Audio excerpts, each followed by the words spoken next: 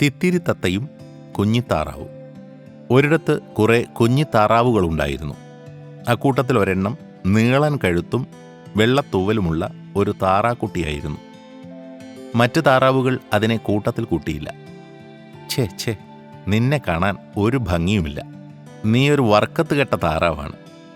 ഞങ്ങളുടെ കൂടെ നിൽക്കണ്ട, വേറെ എവിടെയെങ്കിലും പോയിക്കോ. അവർ അവളെ ആട്ടിപ്പായിച്ചു. പാവം കുഞ്ഞിത്താറാവ് അവൾ കുളക്കരയിൽ ഇരുന്ന് കരയാൻ തുടങ്ങി. Quack quack quack. കരച്ചിൽ കേട്ട് അത്തിപ്പൊത്തിലെ തിത്തിരിത്തത്ത അവിടേക്ക് പറന്നു വന്നു. എന്തിനാ നീ കരയുന്നത്? തത്തമ്മ ചോദിച്ചു. എന്നെ ആരും കൂട്ടത്തിൽ കൂട്ടുന്നില്ല. കാണാൻ ഭംഗിയില്ലെന്ന് പറഞ്ഞ് എല്ലാവരും എന്നെ കൊത്തി ഓടിക്കുന്നു. കുഞ്ഞിത്താറാവ് വീണ്ടും കരയാൻ തുടങ്ങി. എടി പൊട്ടിപ്പെണ്ണേ, നീ വെറുതെ കരയണ്ട. സത്യത്തിൽ നീ ഒരു താറാവല്ല. പിന്നെ ഞാൻ ആരാണ്? താറാക്കുഞ്ഞു ചോദിച്ചു. നീ ഒരു പൊന്നരയന്നത്തിൻ്റെ കുഞ്ഞാണ്. എങ്ങനെയോ താറാക്കൂട്ടത്തിൽ വന്നു പിറന്നതാണ്. കുറച്ചുകൂടി വലുതായാൽ എല്ലാവരും നിന്റെ ഭംഗി കണ്ട് കൊതിക്കും.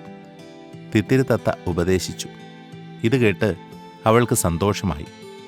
അവൾ തലയും നിവർത്തിപ്പിടിച്ച് കുളത്തിലൂടെ നീന്താൻ തുടങ്ങി. തൻ്റെ കഴിവ് അവൾ തിരിച്ചറിഞ്ഞു. കുറച്ച് ദിവസം കൊണ്ട് അവൾ ഒരു കുഞ്ഞു മാലാഖയെപ്പോലെ സുന്ദരിയായി മാറി. നമ്മളും അതുപോലെ സ്വന്തം കഴിവുകൾ തിരിച്ചറിഞ്ഞ് വളരണം. മറ്റുള്ളവർ പറയുന്നത് കേട്ട് വാടിപ്പോകരുത്.